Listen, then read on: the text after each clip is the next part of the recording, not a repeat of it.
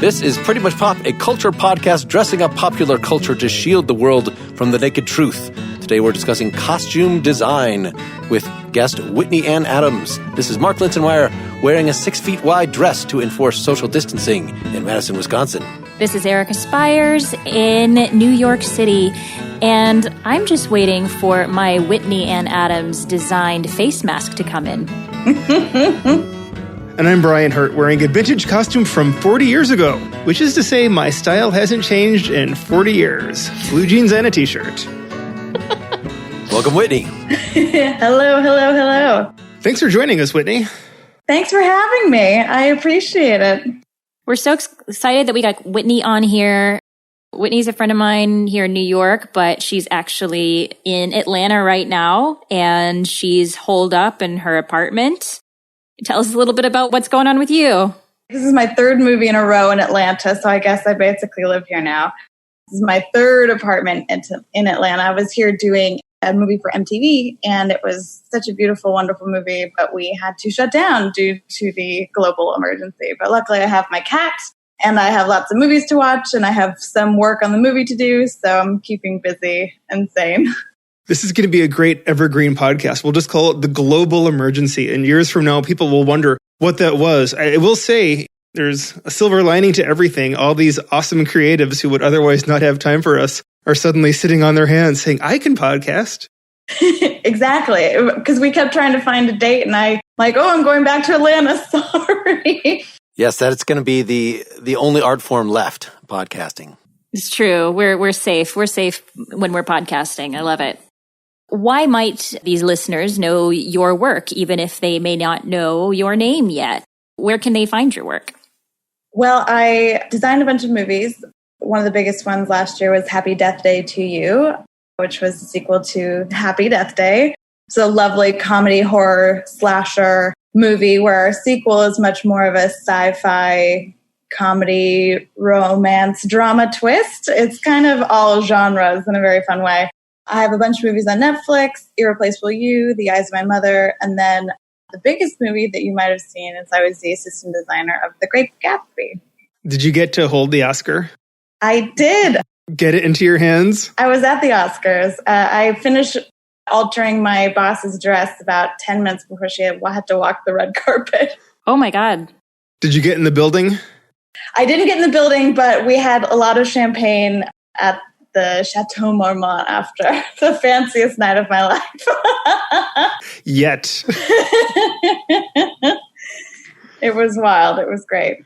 Great. And you're also a personal, what do you call it? That was wrong. Personal stylist? You're a personal stylist. Yes, that's it. For one Brian Tyree Henry, is that correct? Yes, I am. Brian is one of my favorite people in the world, and he's so fun to dress because he dresses his personality. We get to really have a lot of fun, and that's the best part about working with him. So did you decide with Brian, when you started assisting him, what his personality was and how to dress him like that? Did you bring that out in him, or was he already like, I like this, I like that? Like, how do you even go about doing that? I think it was kind of in tandem because when we met, he was in my movie Irreplaceable You, and we just had one of the best fittings ever. We just had this moment where every single thing I put on him fit and was perfect. He's like, I never would have picked this out. This is never something that I would have thought I would have put on my body. And I got his vibe, and I wanted to show more of who he was as a person. And he was not dressing quite as big as I think I wanted to go with him because he has a big personality, but he had also just lost a bunch of weight from the show Atlanta. And so he didn't have many clothes in that size. And so it was fun to really explore what his new body was like. And then, everyone changes, but we've sort of changed with every role that he's taken and his coming out into what kind of clothes he wants to wear. I know definitely I would need a stylist were I to become super famous because I am almost clothes blind. Is that just something that is common among men, particularly, that I feel like this is going to influence the extent to which we perceive costumes in film, on TV, but just as Brian said in the opening, like that there is a standard, at least if you're sort of outside professional environments, that you can dress the same as a guy between age 6 and age 60 or whatever, without penalty. The thing about menswear is that it evolves very, very slowly. Women's wear, there's a lot bigger range of different things that women can wear, whereas with menswear, it's a lot more specific and all the differences are very, very subtle in terms of how big a collar is and what kind of collar. And all of those differences are very small, whereas women really can run the gamut in the different types of dress. And dresses, shorts, different shapes, whereas menswear is a lot more closed off. And I think that has then allowed, women growing up or girls growing up to be, look at all these different, just be more interested in clothes. I mean, that's not the standard, but I think for me growing up, I loved clothes because there were so many different options. I think it's less interesting sometimes as a boy growing up in the world because there's less options. Luckily now there's so many more style icons for both men, women, non-binary. And so there's a lot more out there. And I think men are getting a lot more interested in clothes. But for the longest time, it was a girl's thing. And thankfully now we're in a world where it's more everybody's thing.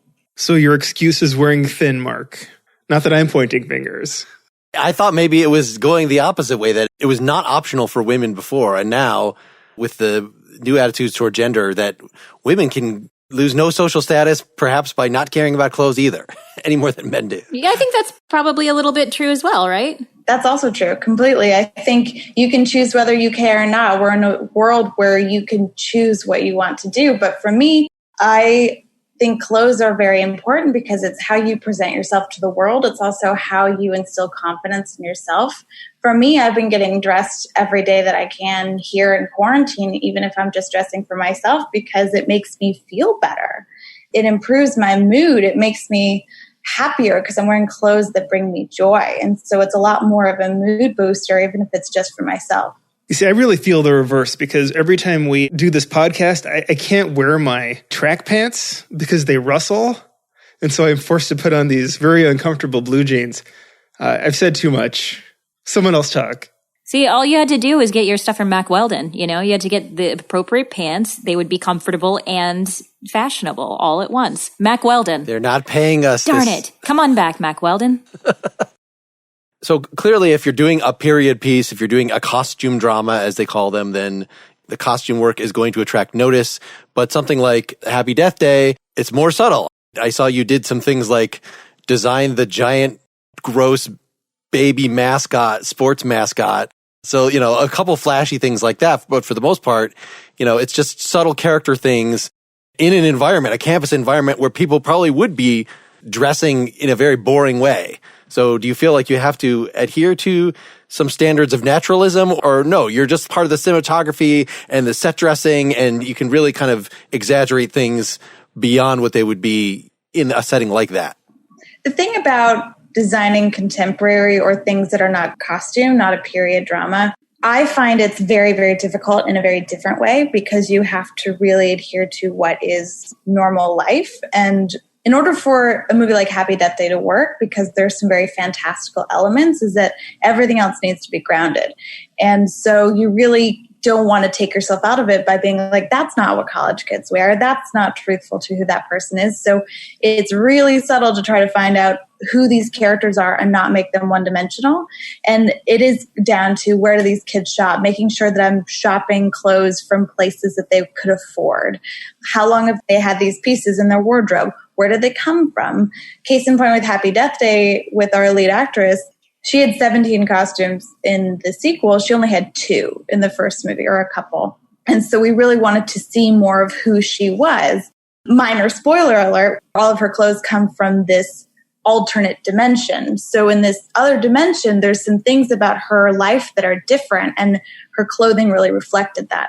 So it's finding all of these moments that feel very true and real. And that's why I really like doing contemporary, because it is difficult to reflect these real people and you want to humanize them and make them feel completely a real person. How do you shop in an alternate dimension? Do you just use one of the stores and then if she's a Gap girl, do you go to the Gap and you change it ever so slightly? Or are we talking you just go off the rails and create a store in your mind and shop there, so to speak? For me, the biggest thing was in this alternate dimension, her mother is alive. And so most of her clothing comes from the fact that she's more influenced by her mother. And so her things are less revealing. They're more thoughtful, and they just have a lot more influence from her. So that's where our starting point was with her closet. Yeah, I wonder, how much in the average in a movie you work on is original design versus more curating. I mean, similarly, I'll see, Wes Anderson's films are very known for their songs. And in fact, he picks them out. There's all these old Kinks songs and things. But then you'll see, okay, so the score is by Mark Mothersbaugh. Well, what did he do? Like, did he just write the interstitial? But presumably, if you're the person, then you curate the rest of it. You help figure out what music goes on which beat. Are you likewise, this person will shop at the Gap, so let's just go to the Gap and get a bunch of stuff. That's exactly kind of, in a sense, what we do in a lot of ways is that we really do search the world, because everyone's closets, you think about your personal closet, you have clothes from so many different places and stores, or things were gifts, so we all have this trail of different places that we've shopped. And so you can't just go to one place and be like, let's get all of their wardrobe, but they can feel like a Gap person. Or, for example, these college kids, you think, oh, okay, they probably don't have a ton of money. They're shopping at the mall. Like, what stores are at the mall? But for me, my favorite part is the treasure hunt, to find those pieces that really tell the character's story. So it's thrifting, it's shopping on Etsy, it's going to all the different malls and finding those pieces that are really interesting, and not getting, I went to Gap and got all of these plain t-shirts. Well, was it the right plain t-shirt? Did it have the right weave? Did it have the right color balance for the scene that we're going to be in? I'm checking in with the production designer to make sure that our colors aren't clashing. Talking to the DP, how are they going to shoot the shot? How light is it going to be? How dark? And so you have to take all of these elements together. And so it's not just shopping for things. It's about thinking about what the whole picture is going to look like. I really love that. I feel like the most naive view of costume design is we're just dressing people the way they dress, right? And if it's done well, you don't notice it. And so maybe it's sort of thankless from that respect, but there really is storytelling that's going on with it. And we've talked before about this on this podcast, that you don't have a lot of time in 2 hours to tell your story. So you have to use every trick, every aspect, from no line of dialogue should be wasted, and the music and the cinematography and the costumes. And if you make it a little exaggerated, it means one thing. And if you make it grotesque, it means something else. It's one of those things I admit I don't know enough about to really appreciate. It's every year when it comes to the Oscars, people review the picks in these categories where you have to be somewhat of a practitioner, expert like yourself, to be able to appreciate it. And someone says, I can't believe this got nominated for this. If you look at the extras, this costuming, whatever, or this sound editing was too loud, or this sound mixing was too whatever. Well, first, do you watch a lot of movies that you're not involved with? A ton. I was a cinephile from like age 2. I watched Mary Poppins every day for 6 months. And so when I learned to talk, I had a British accent, Dick Van Dyke style. So movies have been my life for a very long time. Do you watch as a gourmand just to consume, or do you really have a critical eye for what they're doing and walk away thinking maybe how you would do it better but differently, or whatever you would do as not as a movie watcher, but as a costumer?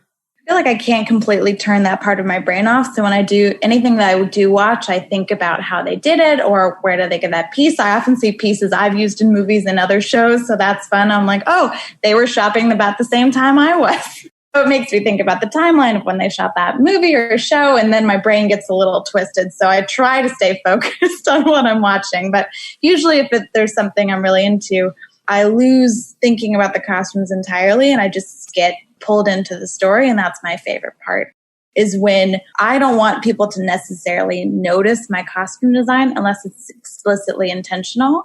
I want it to feel like a very subtle commentary on a character. And I want you to see that character as a full living being and not think about exactly what they're wearing, but know that you're being influenced by their clothing. I just had the experience today. We just decided 2 days ago we were going to do this. So I watched Piercing, one of your movies that you worked on that you haven't mentioned here, and was watching it specifically. There are only like 2 characters. There may maybe 4 people show on the screen ever. And so just paying attention to what everybody is wearing at any given point, and wow, that's, that shirt he's wearing at the beginning, that looks kind of nicer than a normal person would be wearing in their house, taking care of their baby. And man, but the plot of this is just, it's a guy, he's planning a murder. So he goes to a hotel and he's invited a prostitute over, and he wears the nicest suit, and they make a kind of a point of, where later, like, it gets confiscated by somebody because it's so nice. But nothing is actually said about it. So it was interesting, paying that close attention so that I couldn't get lost. I couldn't forget about the costuming in this case, because that was sort of the point. And that was the case where in Piercing, the costume was very intentional and it was meant to be noticed. That movie was very highly stylized. And so that was very much on purpose. You wanted to notice these characters, and they were larger than life. We were using the design as an amplification of their personalities, especially because it's such a short, very fantastical story. And so instead of grounding things like I usually do in sort of a more fantastical setting, this we really played it up when it was very fun. And we're pseudo set in the early 90s, that movie, but there was a lot of 70s Giallo references. And so we were just it was an homage to Italian Giallo. And we had a lot of fun with the looks in that movie. I'm wondering if you guys, like me, have ever been distracted by the costuming in something to the point where you actually didn't care for it, because I have one in mind. Everybody was talking about how stunning A Simple Favor was. This is the movie with Blake Lively and Anna Kendrick. And certainly there were some beautiful pieces, but also some, to me, ridiculous pieces. I knew that they were probably there for a reason, but for me, I was just kind of drawn more to looking at the costumes than I was at listening to the story. Did you guys see that film? I did, but I don't remember, it just goes with my clothes blindness. I remember that there were some people that were supposed to come off as sort of more polished and rich than other people. But, other than that, I don't know that a lot stuck with me. Well, it was at one point when Blake Lively came out and she had the cane, I was like, oh, well, there's a look. And then Anna Kendrick had a dress on at one point with this huge pattern on it. And I don't know, I remember a lot of my gay friends being like, oh my God, they look so fabulous. I love that movie so much. And I was like, didn't really do it for me. But was that what I was supposed to look at and care about? Or do you think they did it well? Did I miss something?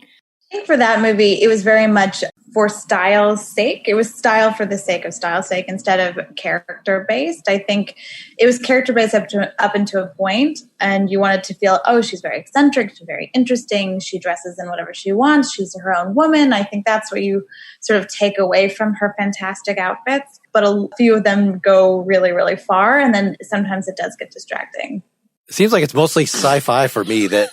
That's when, when these people are trying to have a discussion and they have giant weird collar, just any kind of really cheesy sci-fi or fantasy, if it's not done with the proper degree of subtlety, is gonna completely. It's gonna take you out of it because you're just like, what are they wearing? And then all you can focus on is this absurd costume. And then you're not, oh, I missed completely what they said, and you got to back it up. And that is extremely frustrating. And you've gone too far. If anyone they're just looking at the costume. I never want that to happen in a bad way.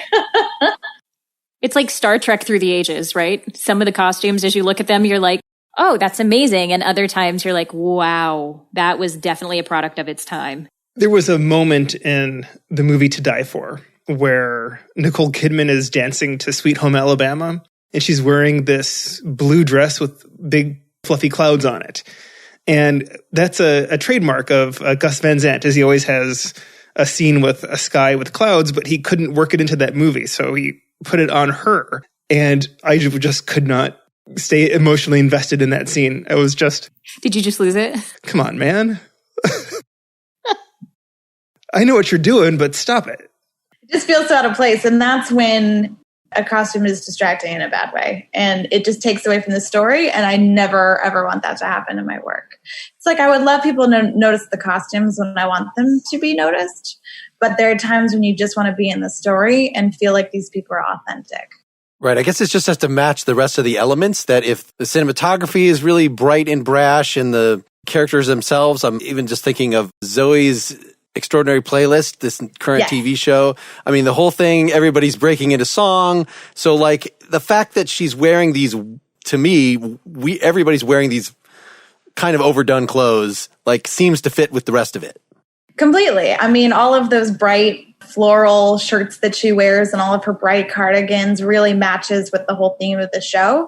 And if you put those characters in, say, a different show, it would make absolutely no sense because the lighting and the production design and the big musical numbers, it all fits so well together. And that's why you need to have a team that really communicates. Like I'm my director and my production designer and my DP, we all need to talk all the time in order to make sure we're always on the same page with everything. We had talked about Zoe's Extraordinary Playlist and Devs as two different shows taking place in Silicon Valley right now. So I just want to drop all those ridiculous people from, well, either show into the ridiculous setting of the other show to see what a total nightmare that would be. What a mismatch. Completely. Wouldn't fit at all. I think the people in Devs at least dress like programmers, right? Whereas these programmers, the guys in the Zoes, they're like, really highly tailored, polished sort of look that no programming guy would have the skill to put together. Let's say that. Well, Devs is a world that is desaturated about 50%. So, I mean, I don't know if anyone actually dresses that way either. The sun never shines. That's the thing about design, too, is that, when a director creates a world, I always call it the sandbox I get to play in. Like, I never would want to direct because I can't create that sandbox, but I would love to come play in somebody else's sandbox and figure out what their vibe and their look is. So since nobody listens to this podcast, you can go ahead and dish about other people. Like, what's just a terrible Brian, you're terrible. Example? No. Come on, you can tell us. Whitney, I promise. I can't. So an example from 50 years ago of... I can tell you about designers I love. What's your training? I graduated with a general theater degree from college and moved straight to New York to do Broadway. I love theater so much. I worked in theater for quite a few years. I was a tailor at a Broadway costume shop my first 3 years in New York. And then I was lucky enough to meet Baz Luhrmann and his wife, Catherine Martin, who became my boss for 8 years.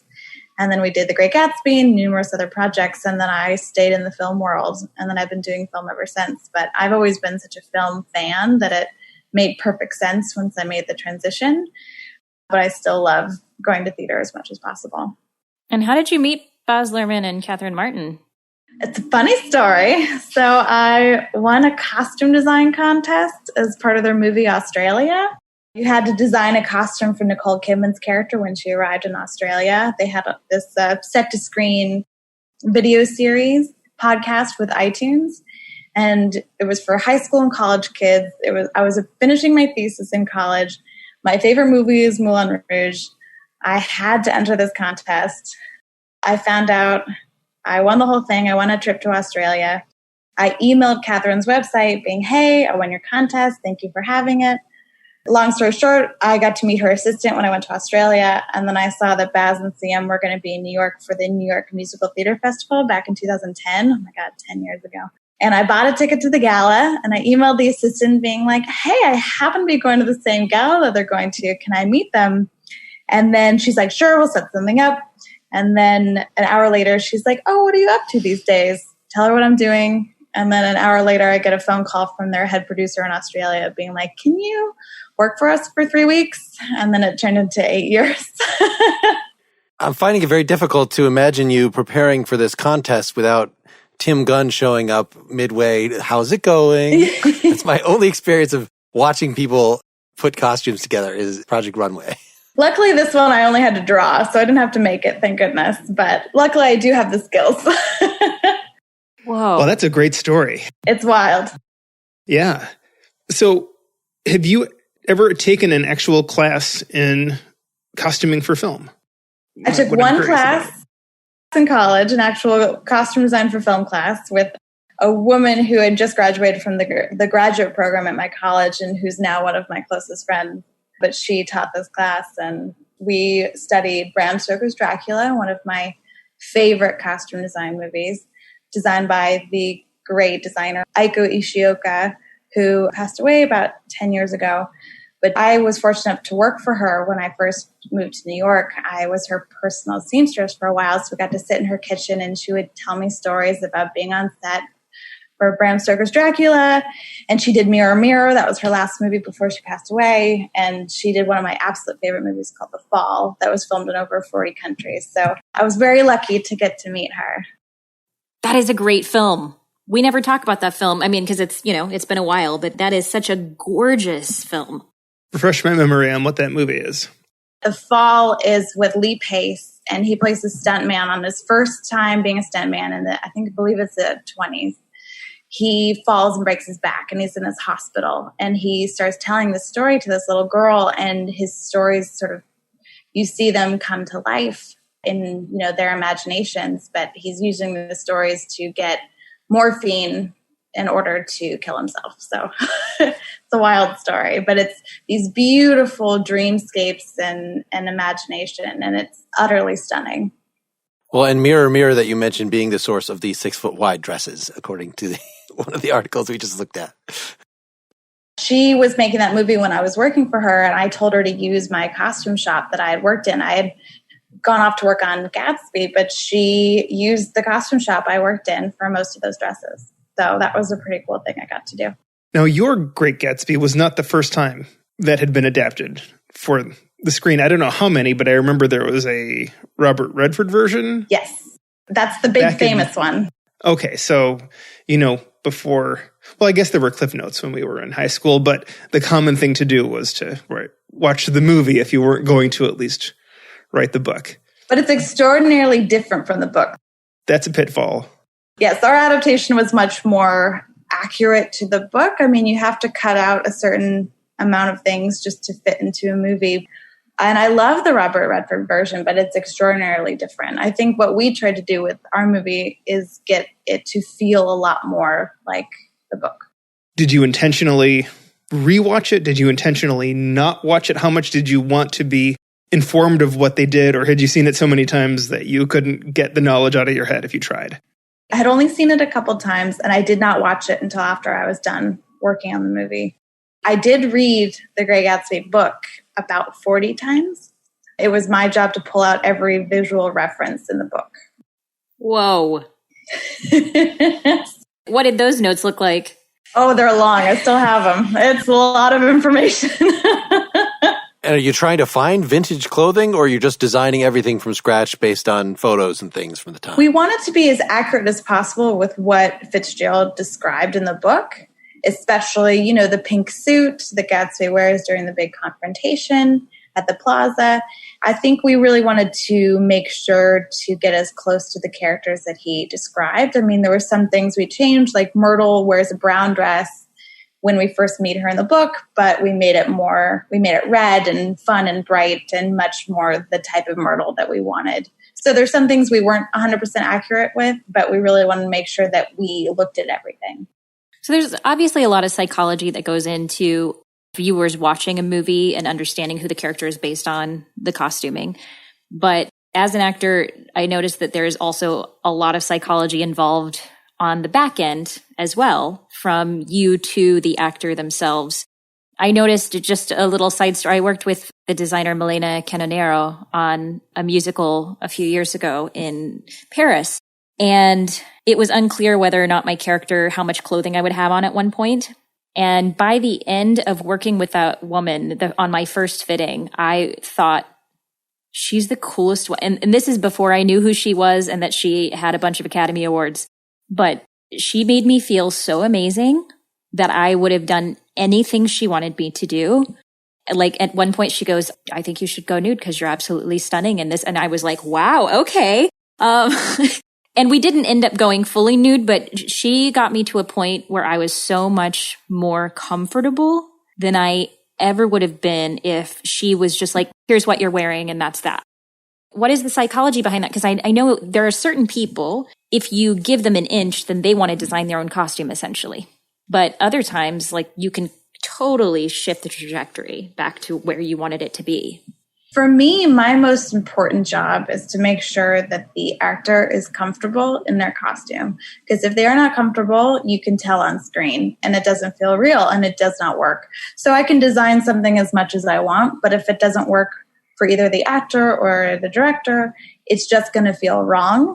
My favorite part about this job is I get to be such a close collaborator with so many different people. And so I really want to make sure that the actor has a huge amount of input. I usually try to, as soon as I can get an actor on the phone or via email, I want to talk to them to see what they've been thinking about for their character. Because usually it's right, in line with what I've been thinking, but sometimes it's different. So I want to make sure that their thoughts are heard and very much taken into consideration, because they're the ones who have to embody this character. And if they don't feel right, then we've lost. And so I want to make sure we're on the same page from day one and that they have a lot of input. The lead actor in my current movie, Troye Sivan, and he's super lovely and smart. And I wanted his character draws on his shoes. And so I've been having him do all these doodles for me. And then I have been taking his doodles and putting them together on these shoes. And so it's a great hand-in-hand collaboration where he gets to draw things and then I get to put it into the reality that I want it to be. But we've done it together. And it's very much his hand. And so it feels a lot more real and authentic. I love that collaboration. That's my favorite part. Are you on set for continuity, or is that someone else's job? Yeah, every time we establish a new costume, I'm there. But if we're doing anything that's stuff that's already been established, I have fittings and shopping and lots of other work to do. But anytime we're establishing something, I'm on set. And I love being on set. So what about crowds? One of the articles that you pointed out was talking about the Happy Death Day to You stadium scene, which I would think if you have just scads and scads of extras, you just have them wear what they would normally wear, and then you kind of just reject certain things. But it sounded like you were working with a fleet of assistant costumers to just dress all these people. Completely. And for me, I really want to make sure that crowds and any background are very much curated to the look for each movie. And it's different for each movie that I'm doing. But especially that crowd scene in the basketball, I wanted to make sure that people are wearing school colors, either the opposing team or our team. I had a bunch of school swag made that we gave out. And we had the last movie I designed has a big football game in it. And so I had a contest for who could come with the best rally costume. I had people paint their faces. I had people make sweatshirts. And I had prizes for the best winners. So I want to make it fun, especially because it's not a great wage for extras. They're there all day. It's a long, hard job a lot of the time. And they're not thanked as much as they should because they are really necessary for movies. And so I want to make their job as fun as possible. And it was really fun to have a contest. And people bring that organicness that I can't do with all of the clothes that I have only has a certain amount of that organic feeling. Whereas people coming with their own clothes, it gives it that randomness that real life has. But it is a lot more, okay, that doesn't work. You can't wear graphics because you have to get graphics cleared. So you got to cover everyone's tattoos. There's all these stipulations. So there's a lot of those things that you're playing around with too with crowds. So that was something that really surprised me. I just found out this year, you would think that I would know this, but I did not, that you cannot have, did you guys know this? You cannot have tattoos on your body unless it's like cleared because that's someone else's artwork. Yep. What if you design it yourself and administer it yourself? Then you're fine. But yeah, we have to get everyone's tattoos covered unless they are cleared by the artist in paperwork form. So, and it's a lot of hoops to jump through, and you're not going to do that for background extras because there's no time. So even in summer scenes, you got to be like, well, they got to wear long sleeves, or you got to get makeup to cover some of them. So it's a lot of work. Let that be a lesson, dumb kids. So the guys that like Keanu Reeves or somebody that, famously, he has tattoos, right? I believe I remember seeing those in John Wick, although maybe that was just the character. I thought I remembered, who's the lead guy in Leftovers? Justin Theroux, yeah. That he has, I think, the same tattoos in everything. So they just have as part of their contract, like, I've gotten the okay for body use. Yeah, a lot of actors do that where it just is easier. But then also it's harder to differentiate themselves from their character then because that art is their own. So you usually want to cover them even if it's okay to use the art, especially if it's on a principal actor.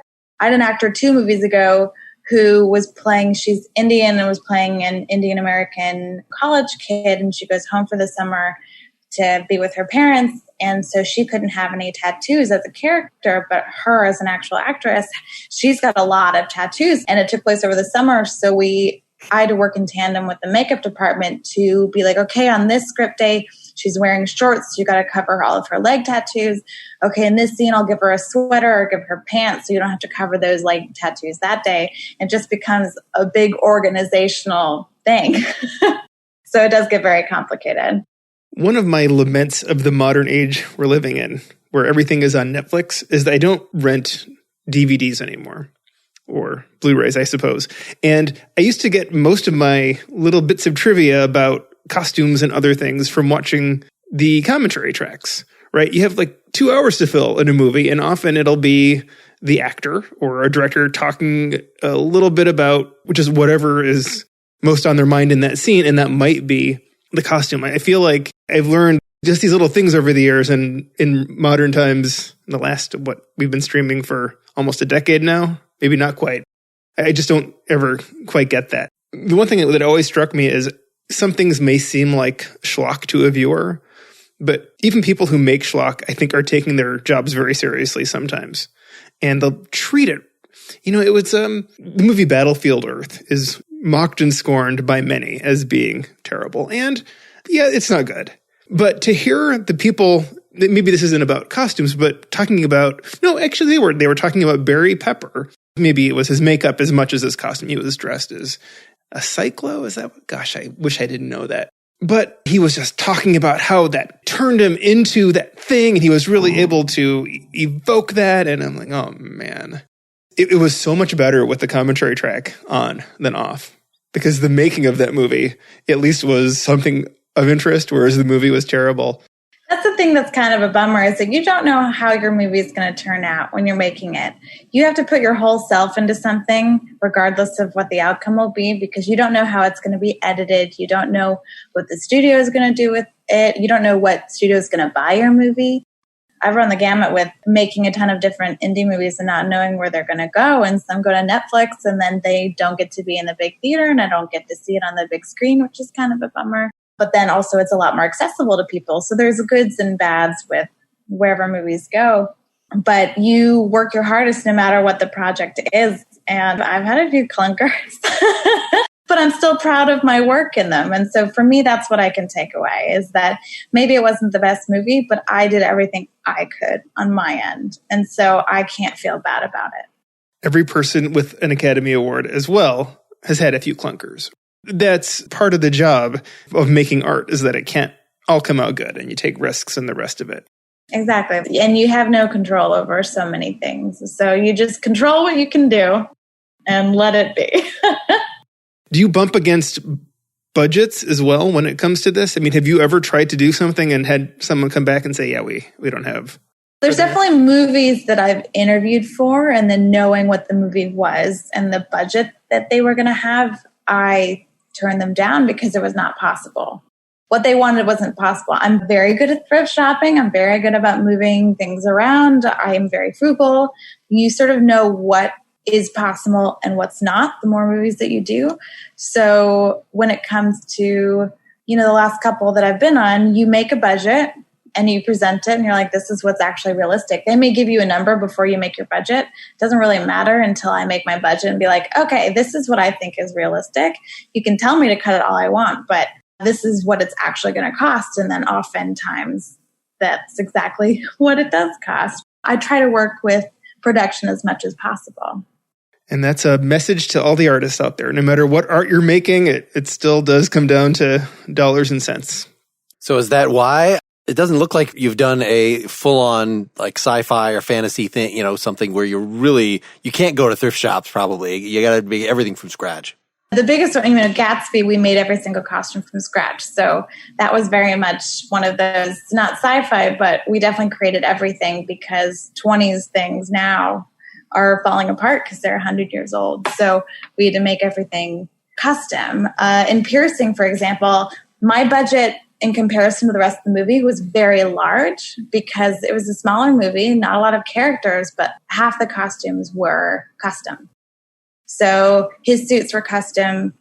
The latex bodysuits were custom. I made Mia Wasikasta's second outfit myself from scratch, and I needed 8 duplicates because of blood continuity. So I, in order to save money, made them all myself because I can. So I sort of worked within the budget that I had. But when I first was talking to my producers, I was like, if you want this movie to look the way we all want it to, you're going to have to double the budget. And they did it for me because it was the look that we wanted, especially with not so many characters. But yeah, it's definitely knowing what things cost what amount. And if you're going to make something custom, it's about 5 times more. You could just CGI it. Have you had to do that yet, where you design something, but yet then they make it on the computer? I haven't done that yet. I'm sure one day I will. From what I understand, crowd scenes, like, there's a reason that once you're at least in a CGI heavy film, they're just like, don't dress people up as clone troopers. Don't get a million more urukai. Just fill it out with... Just fill it. It's fine. I mean, in Happy Deathday 2, in our big basketball crowd scene, we only had about 500 extras. So we just moved them all around the gym. So every part of the shot you see, it's the same people. And then you fill it in. Well, so much for the magic of movie making. And here I thought...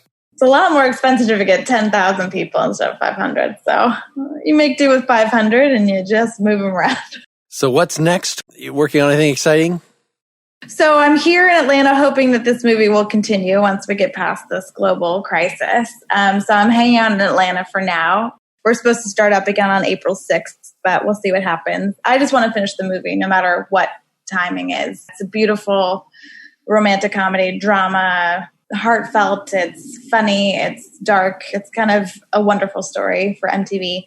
They're restarting their film division a la Napoleon Dynamite and things. So I'm in the middle of that. I interviewed for another movie that I hope to get, but we'll see what happens. She'll find out a week before. Yeah, I'm sure.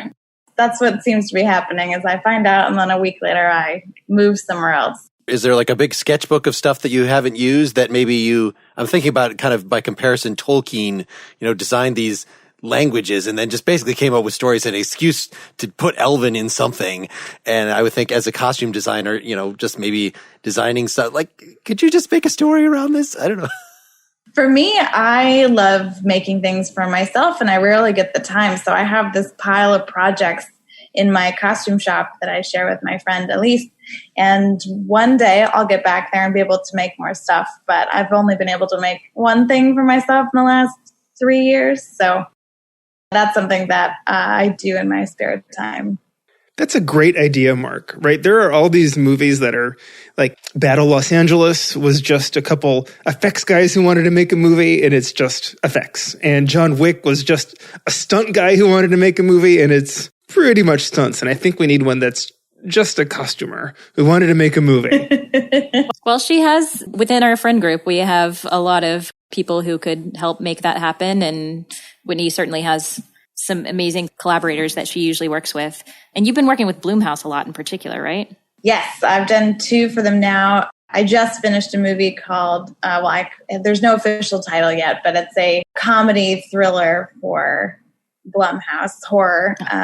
Vince Vaughn plays a serial killer who swaps bodies with a high school girl played by Catherine Newton. So it's very entertaining. Can't wait for that one to come out later this year. We do not have an official title, so hopefully that will be released soon. Tale as old as time. Yep. Yeah. And that was my second movie with them. But they're wonderful people, and I hope to keep making movies with them because I find myself in this horror thriller genre, which I do love, and it's so much fun to make movies in that world because you get to be a bit more heightened with colors and style and choices, and often they're just such a blast to make. Well, I'm ready for you to do more with them, but let's throw some sci-fi in there, and then let's get you a Marvel movie. That would be lovely because those are some of my favorite movies, and I love sci-fi. I mean, I grew up on all the things. Whenever I was homesick from school, I'd either watch the Star Wars trilogy or Back to the Future trilogy or Indiana Jones trilogy. So give me an adventure movie, give me sci-fi, I'm in. Well, we discuss some of those things. So if you want to design costumes for our audio-only podcast, we will make sure at the beginning of the episode to be like, nice shirt, Brian. Yeah. We will tell our listeners every time we're wearing it. Yeah. You can design for us next time. So Actually, I'm a lot more dressed up than I usually am for a podcast. Oh, yeah? Yeah, like being quarantined, I do find that when I have meetings that are online and people are going to see me, that I at least put some sort of effort into it. We're usually recording in the mornings, and I have just crawled out of bed, let's be honest.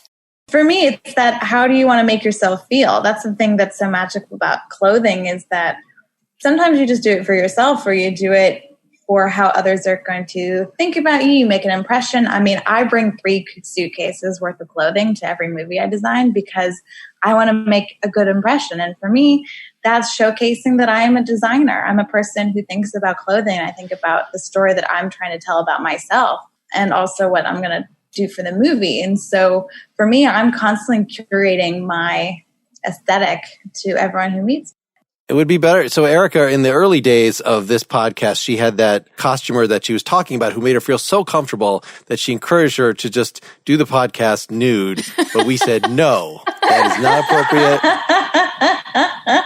I love that story.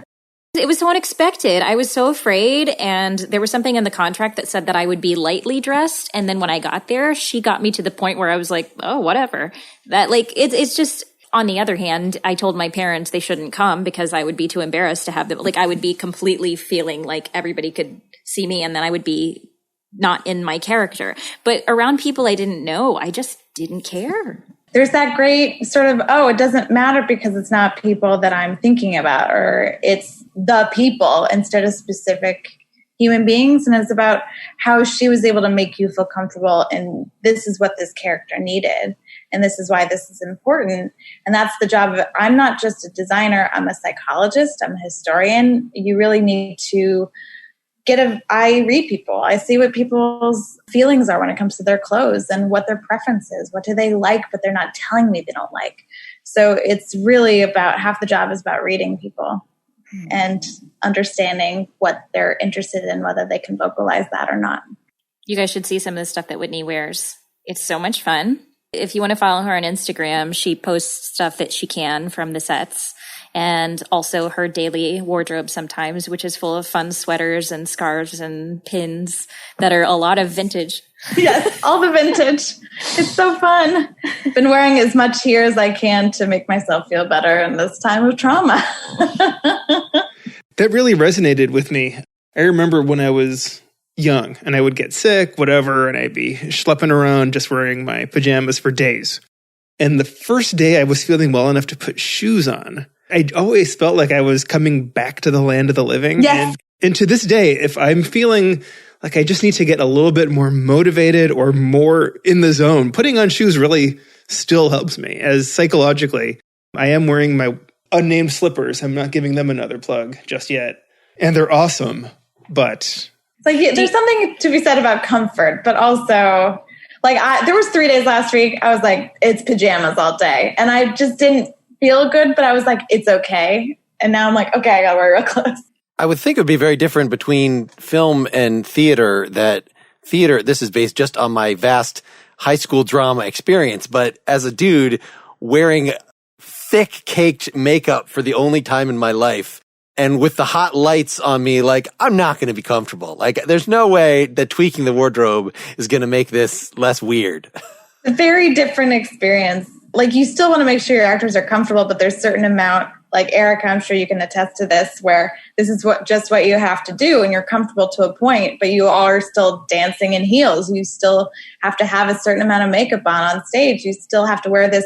It's a period piece, wearing a girdle, wearing a corset, wearing those things that are an absolute must. And so I've definitely put my actors in some very uncomfortable situations because it was required by the script. But within those circumstances, I try to make them as comfortable as possible. Like in my horror movie, The Eyes of My Mother, one of my actors had to be in like dirty white briefs in the middle of a barn in very cold upstate New York in October. So he was absolutely freezing, but it was necessitated by the script. So between takes, I would make sure he was warm. We get him, it's not fun. And he hated it, but it was what, we had to do.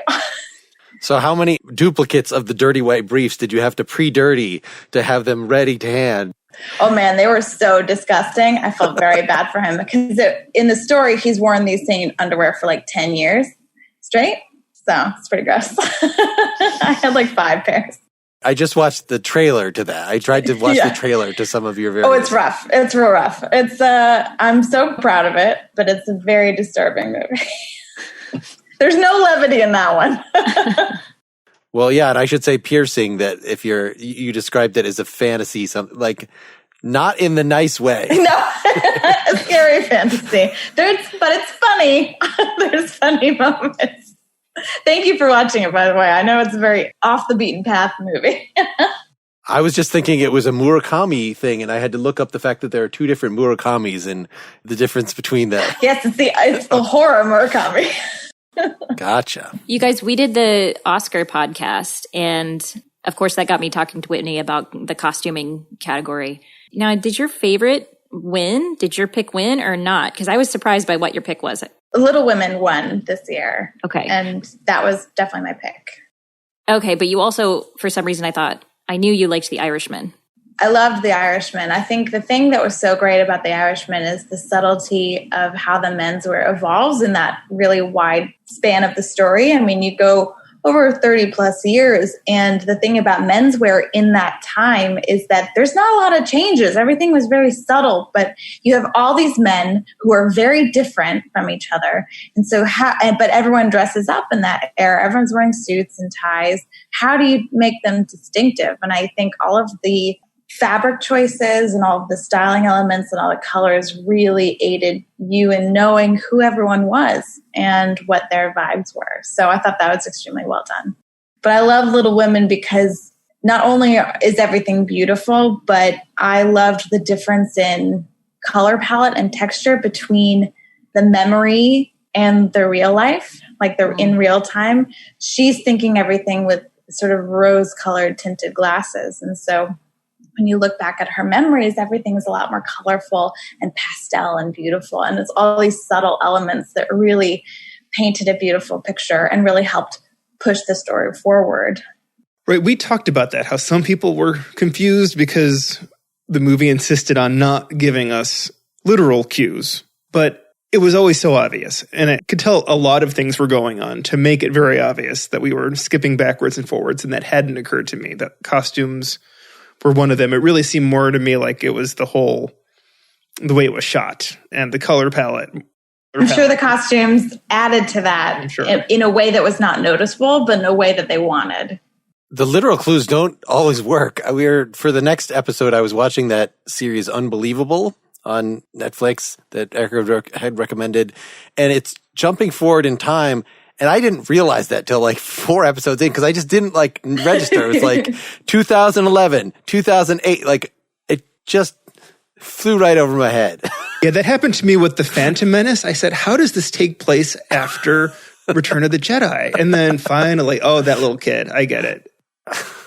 No, it's minor spoiler. That's Darth Vader. Wait, are you guys watching Witcher? Because that was one where I was like, what? Oh, this is not the same time period. Oh, so I haven't watched enough to get that there were different things. I have not seen it. Do you have a recommendation for us for something that we should just watch just for the costuming, a recent thing, Whitney?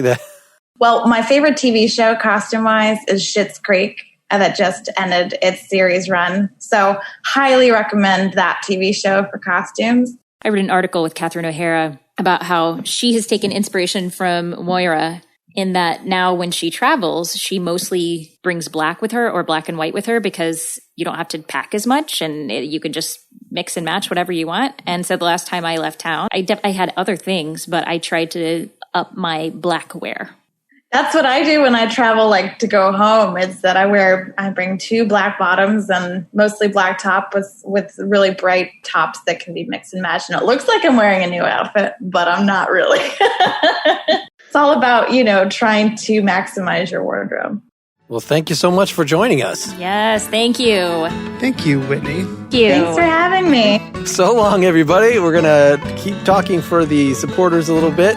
Go to patreon.com/prettymuchpop if you want to experience that. Otherwise, so long. Thanks, listeners. Bye. Fantastic. Get more Pretty Much Pop at prettymuchpop.com. Get bonus content for every episode at patreon.com/prettymuchpop. Pretty Much Pop is part of the Partially Examined Life podcast network, and it's also presented by OpenCulture.com.